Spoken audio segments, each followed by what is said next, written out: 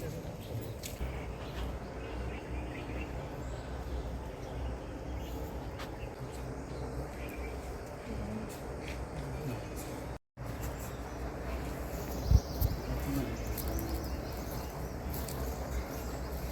অভিনন্দন জ্ঞাপন কৰিছোঁ আৰু আমি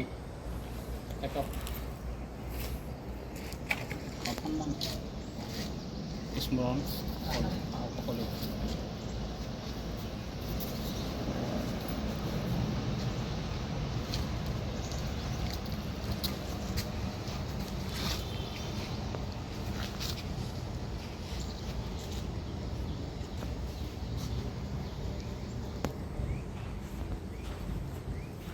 সকলোকে আমি ধন্যবাদ জনালোঁ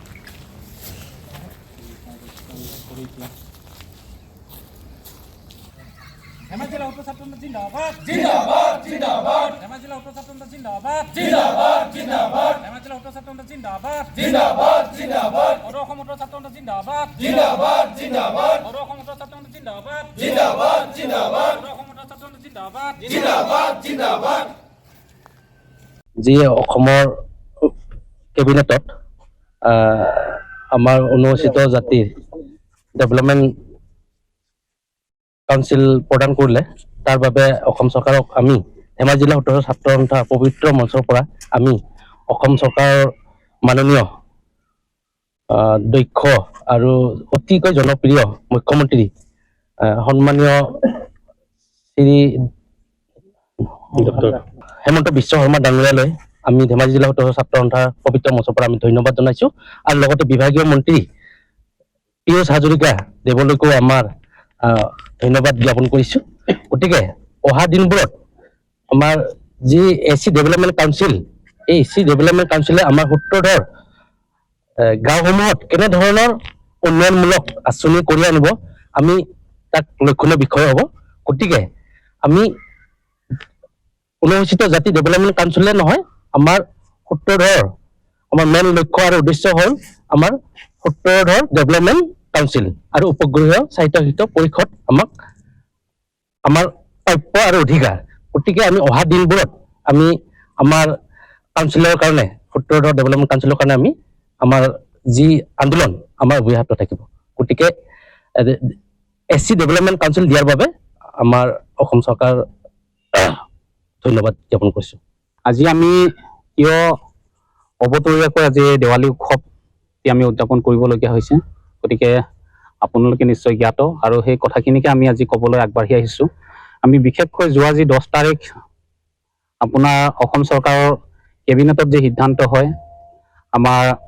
অনুসূচিত জাতি লোকসকলৰ উন্নয়নৰ স্বাৰ্থত যি উন্নয়ন পৰিষদ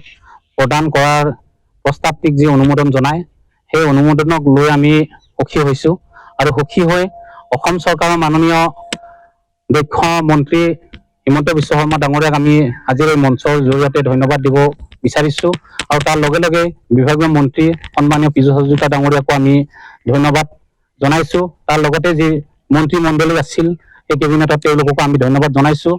আৰু আমি এইটোৱে তেওঁলোকক অনুৰোধ কৰিছোঁ কেৱল যাতে আমাৰ এই নিৰ্বাচনৰ আগমুহূৰ্তত কেৱল পৰিষদটো গঠন কৰিয়ে যাতে তেওঁলোকে ক্ষান্ত নাথাকে, তেওঁলোকে আমাৰ নিৰ্বাচনৰ আগেই আমাৰ এই অনুসূচিত জাতি উন্নয়ন পৰিষদটো যাতে কাৰ্যকৰী কৰিবৰ কাৰণে আমি এই মঞ্চৰ পৰা আমি তেওঁলোকক অনুৰোধ জনাইছোঁ আৰু তাৰ লগে লগে আমাৰ এক দীঘলীয়া আমাৰ দাবী আছিল আমি অসমৰ এক খিলঞ্জীয়া ভূমিপুত্ৰ উত্তৰ জনগোষ্ঠী, গতিকে আমি সুকীয়াকৈ আমাৰ জনগোষ্ঠীটোৰ সৰ্বাংগীন উন্নয়নৰ বাবে আমাৰ সংস্কৃতি আমাৰ শৈক্ষিক অধিকাৰৰ বাবে আমাৰ ৰাজনীতিক অধিকাৰৰ বাবে আমি সুকীয়াকৈ আমাৰ উন্নয়ন পৰিষদ বিচাৰি আমি দাবী কৰি আহিছোঁ দীঘলীয়া দিন ধৰি। গতিকে সেই দাবীটো তেওঁলোকে আমাৰ বিভাগীয় মন্ত্ৰী পীযুষ হাজৰিকাই জানিব দিছে যে অকণমান ধৈৰ্য ধৰি পোনপ্ৰথমে আমি গোটেই যিহেতু আমি অসমত 22 লক্ষ অনুসূচিত জাতি লোক আছোঁ, 22 লক্ষ অনুসূচিত জাতিটোৰ সকলোকে আমি উন্নয়নৰ স্বাৰ্থত এক আমি শক্তিশালী উন্নয়ন পৰিষদ গঠন কৰি দিওঁ। গতিকে তাৰ পৰৱৰ্তী সময়ত আপোনালোকৰ আমি পৰিষদ গঠন কৰাৰ কাৰণে বদ্ধপৰিকৰ হ'ম। গতিকে সেই বিষয়সমূহ আমি জানি গতিকে আমি আশাবাদী আমাৰ যি সুকীয়াকৈ যি আমাৰ জনগোষ্ঠীটোৰ কাৰণে আমি যি আমাৰ সূত্ৰধৰ উন্নয়ন পৰিষদ আৰু সূত্ৰধৰ উপগ্ৰহীয় পৰিষদ বিচাৰি আমি আন্দোলন কৰি আহিছিলোঁ। গতিকে আমাৰ সেই আন্দোলনটো অব্যাহত থাকিব, কিন্তু আমি এই যি আমাক এতিয়া আমাৰ অনুসূচিত জাতি উন্নয়ন পৰিষদ প্ৰদান কৰিব বিচাৰিছে। সেই পৰিষদৰ ওপৰত আমি আশাবাদী বাৰু সেই পৰিষদখনে আমাৰ কিমান দূৰ আমাৰ অনুসূচিত জাতিসকলৰ ভিতৰত এই ৭০ জনগোষ্ঠীটোক উন্নয়ন কৰিব পাৰিব বা সমস্যাসমূহ সমাধান কৰিব পাৰিব সেয়াও আমি দৃষ্টি ৰাখিম। গতিকে পৰৱৰ্তী সময়ত আমাৰ কাৰ্যসূচীসমূহ এনেধৰণে আগবাঢ়িব। গতিকে আমি চৰকাৰক এইটোৱে অনুৰোধ জনাইছো যাতে এই যে আমাৰ পৰিষদ অতি সোনকালে নিৰ্বাচনৰ আগে আগে আমাক কাৰ্যকৰী কৰিবৰ কাৰণে আমি চৰকাৰক আহ্বান জনাওঁ। এবাৰ আমি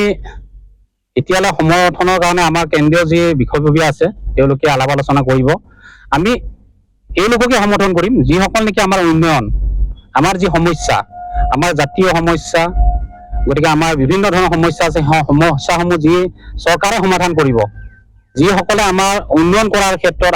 আগবাঢ়ি আহিব তেওঁলোকক আমি সমৰ্থন কৰিম। গতিকে সেই সমৰ্থন কৰা আমাৰ কেন্দ্ৰীয় নেতৃবৃন্দ আছে, তেওঁলোকে আমাক ঠিক তেনেধৰণৰ যি ধৰণে তেওঁলোকে আমাক জনাব আমি সেই ধৰণে সমৰ্থন কৰিম।